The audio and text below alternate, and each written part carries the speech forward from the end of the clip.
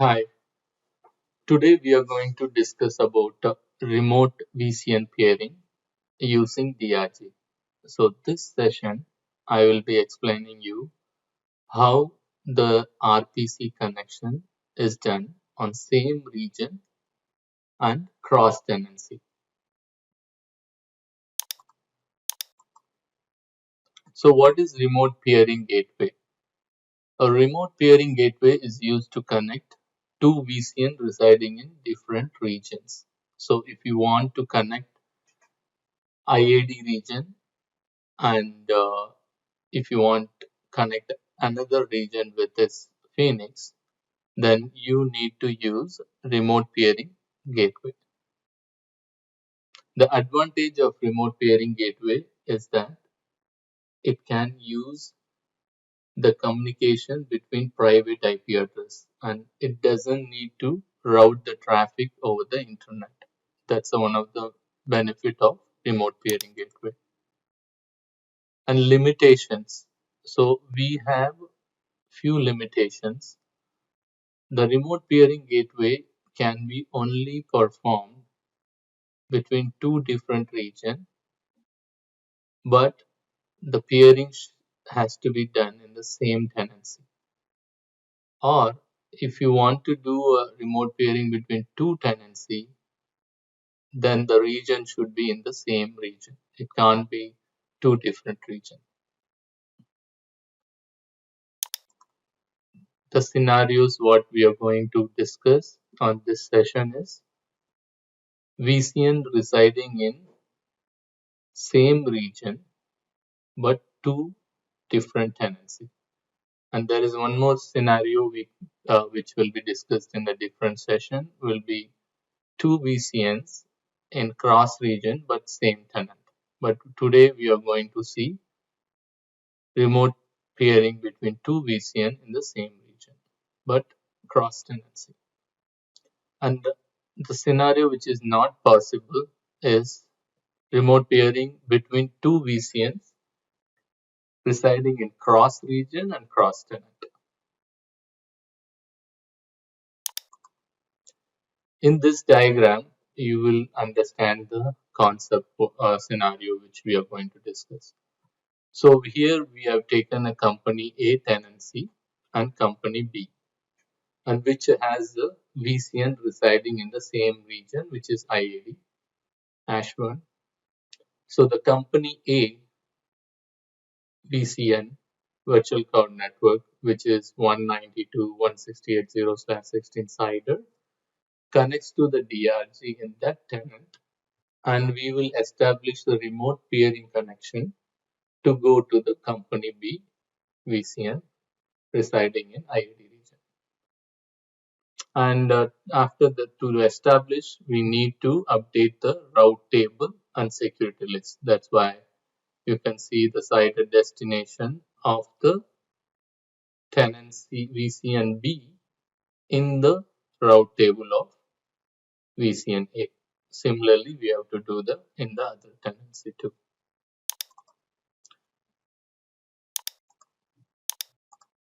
Now I'm going to talk high level steps. Then I'll jump into the console and I'll show you exactly how we will establish the remote peering connection. So the step one, to do a RPC, we need to gather the information to create the policy. And step two, we have to create a policy and request a tenant. So what is request a tenant here? Is the tenant A connecting to tenant B. So that's the terminology they use, request a tenant. And we create a policy in the accept a tenant in step three. Once that is done, we create remote peering request in the requested tenancy. Step 5, create the RPC in accepted. Step 6, validate if the VCN in the attached is attached to the DRG in the respective tenancy before we establish the peering. And step 7, we have to add the route table and security list information in requested tenancy. Similarly, we need to step 8, we need to add. Once this is done, we will test a connection between two servers which is residing in a different tenancy, and we can test that. And this is the few notes, Oracle notes, which will be helpful for more detailed information if you want, which is there. Now I will go to the console and start the preparing all the steps. So first step, as we said, we need to gather the information for the policy creation. So first we need to have, this is a template for cross tenancy RPG, remote peering gateway. The requested tenancy, I need to know what is the name of the requested tenancy. So if I go,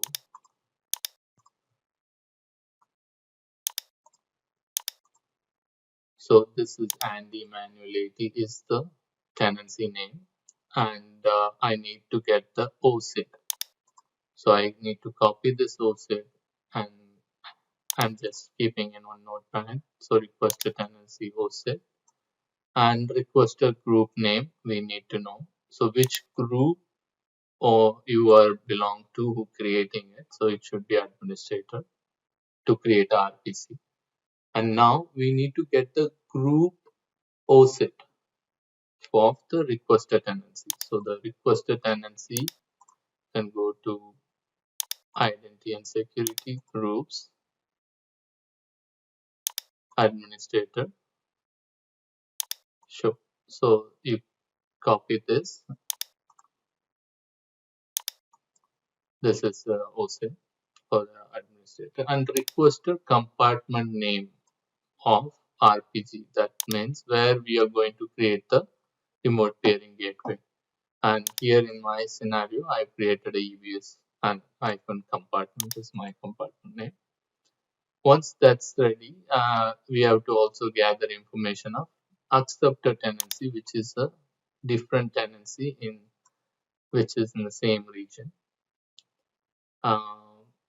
Cider block I need to gather, so that would be my apps OCI, and as we did take the OSID, copy it here, and accept a tenancy compartment name where you will be creating, that is also same EBS compartment. I kept both the name same, but you need to make sure you have the right compartment name. Once you have this information, we can build the policy. So first, for requester policy,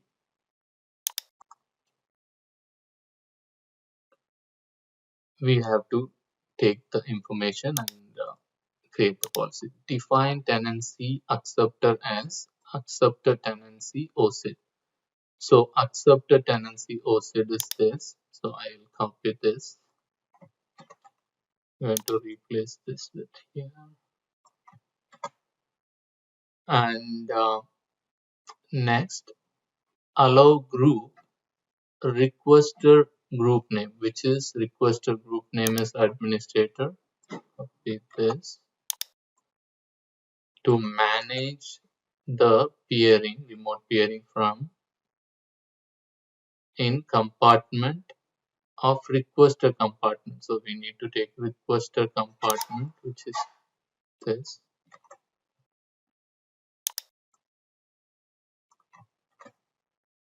Now endorse group, requester group name. Again, group name is administrator. Take the group name to manage the remote peering in the tenancy accepted. So we are ready with the requester policy. Similarly, we need to build a policy for the acceptor. So we'll quickly do that. Define tenancy requester as requester tenancy OSID. So requester tenancy OSID is this.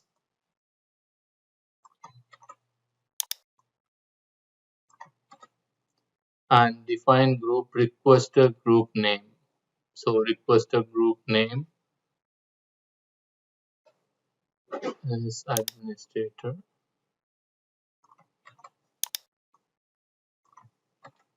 as requester group OSIT. So this is the requester group OSIT.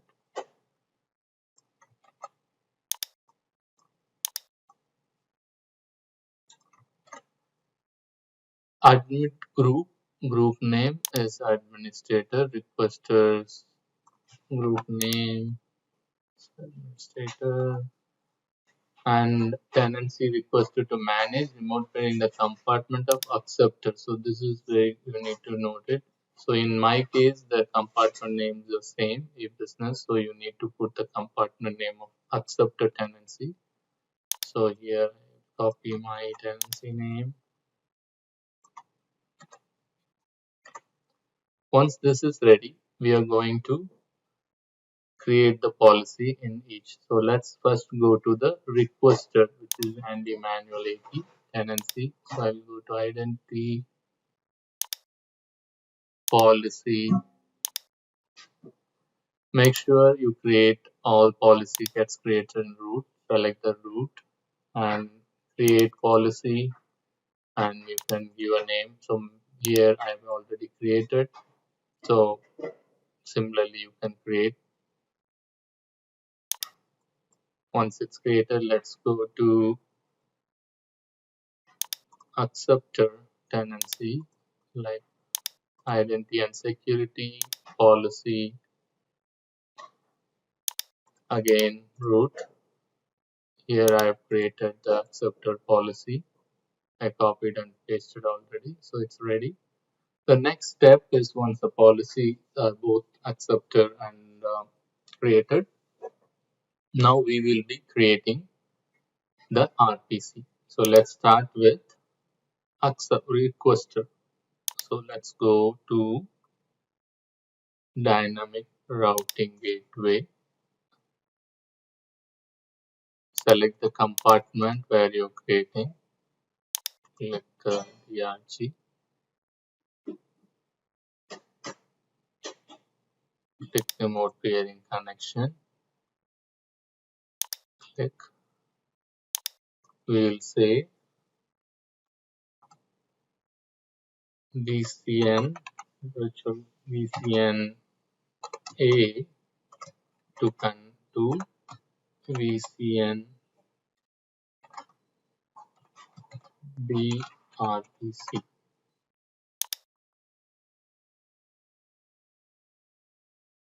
So meanwhile it will create.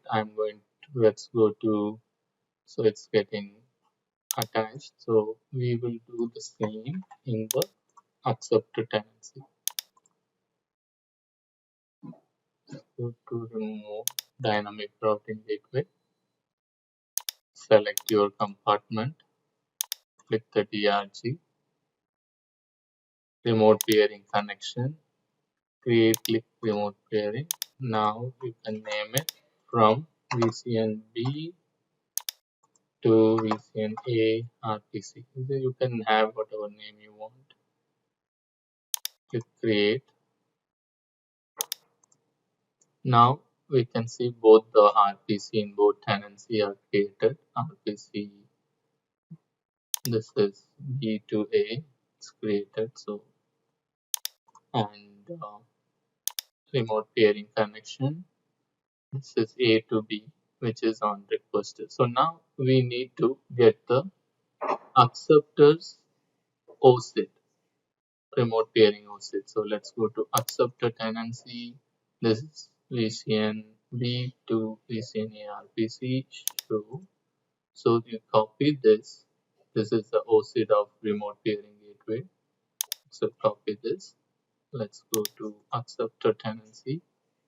Now let's click establish. Select the region. Now the scenario what we are doing is same region, different tenancy. So it's Ashburn. So I'm going to select Ashburn and paste the thing and click establish. It will take 5 minutes to clear. So now you can see the status is peer cross tenancy, and the tenants peer tenancy also you can see the peer tenants. So similarly, if you go to the accepted tenancy, you can see its status is peer and cross tenancy.